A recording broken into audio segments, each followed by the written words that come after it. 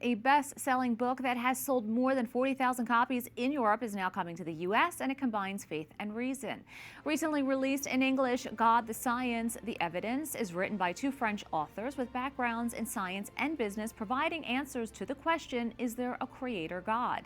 EWTN News' Montse Alvarado had a chance to sit down with one of the authors.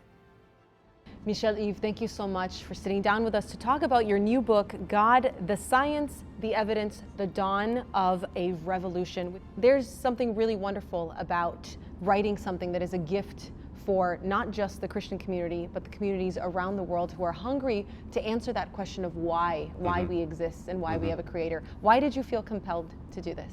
We were compelled to do this because we realized that so many people today, they are asking their question to themselves. More or less 50% in Europe of people do not believe in God. So they have questions. They have more questions today than before.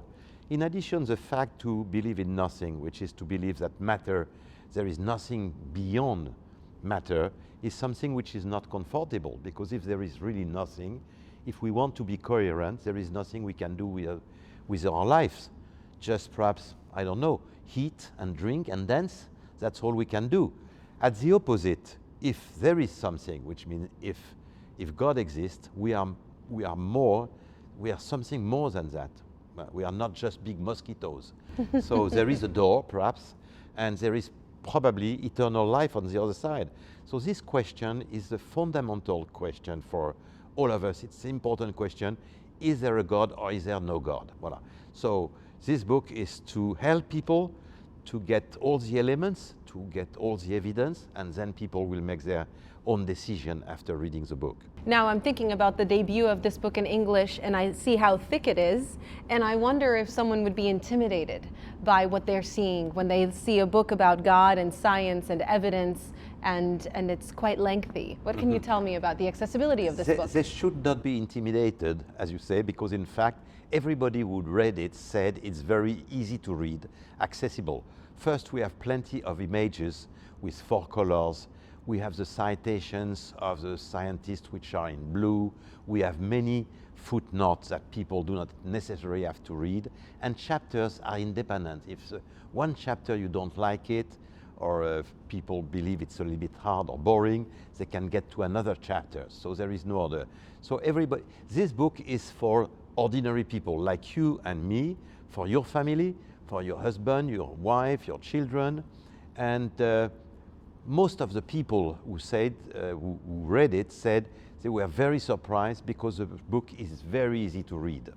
Now, Michelle-Yves, there's a really beautiful part of what you put together, which is the culmination of the lie against God, right? That science is divorced from a creator God, and then how that shifts over time with people that many would know very well, scientists that they would know very well, actually supporting the idea of the creator God, and scientists currently today who have endorsed this book because they believe that now science cannot exist without a God creator. What can you tell me about that change? First, we have the support of many scientists.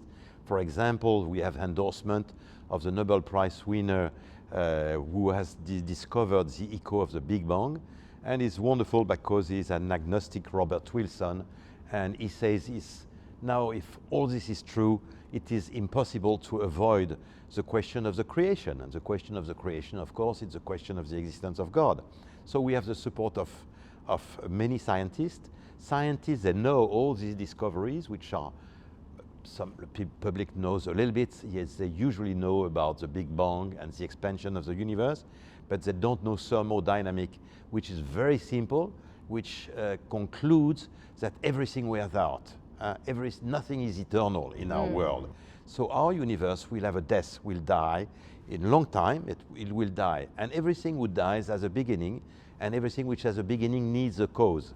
So the scientist knows the thermodynamics, they know the expansion of universe, they know the fine-tuning, which is something wonderful, extraordinary. Everybody can read it, and also the problem of the life appearing from matter. So the scientists know, but it's too early for today. We know that the public do not know.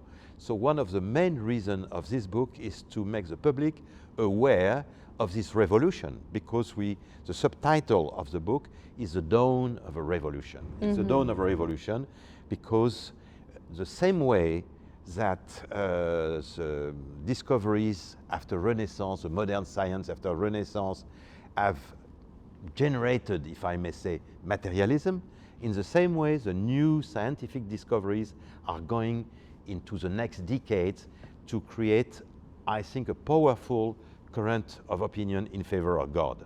It's beautiful to see how you believe that the culmination of scientific study, so as science has grown over time from Galileo to, pick your favorite scientist that's a modern scientist, Albert Einstein, right? Einstein, of so course. as you continue to grow in knowledge, you really create a relationship between science and God that we know as Catholics, I would say the Catholic audience knows, is a real thing. Why did you feel compelled to create this revolution for lay people when you assert that scientists already know this? It's very important. If you remember, John Paul II, a pope we all love, used to say that man is like a bird. We have two wings. And he said we have the wing of faith and the wing of reason. For a bird to fly properly and well, we need the two wings. So we can have faith, which is one wing, it's very good. But if we are a bird, if we don't know the reason, if you don't know a minimum of science, we are just, it's not. So John Paul II, you say it's very important that we increase our notion of reason. And we have to remind also that the teaching of the Church, the Catechism of the Catholic Church, tells us that it is possible to reach to the existence of God without faith, just by reason. Well, it's the article, in the first article, I think it's 35 and 36 of the Catechism of the Catholic Church. So this is completely in the line of the Catholic Church, and on Jean Paul II and many others, like of course Benoit says, they say faith parfait, faith is very good, but faith without reason, it's a little bit, there is something which is missing. So we have also to have reason in science. When you think about the endorsements that have come alongside this book, it's a diversity of people of faith and people of no faith at all. Of the people of faith, is there one that's most remarkable to you? I tend to think of Cardinal Sarah's endorsement as one that's very important. Yes, Cardinal Sarah, I have always been very impressed by Cardinal Sarah.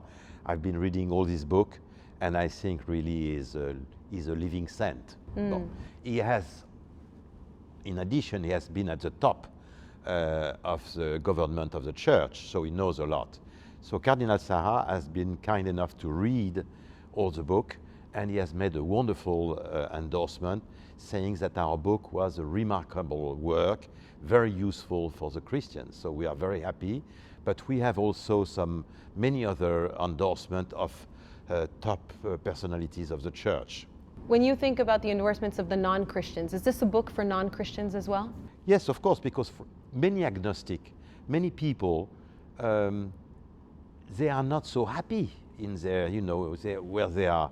They just don't know. Sometimes they have, they have questions. So it's a book also for the agnostics, especially people who are just questioning. What are they questioning? They are questioning the fact that they can see that the universe is a wonderful clock. And the question, is it possible that this wonderful clock has not a clockmaker behind? So that's the question they ask. And they say, if I'm asking myself this question, who is going to tell me the answer? Where could I find the element for an answer? So this book is giving answers to these people. They can make their decisions themselves because they are their own jury, if I may say. But with that, they will have elements and they will have evidence. The evidence to support those claims. Thank you so much, Michel Yves. Thank you very much, Montse. It's wonderful.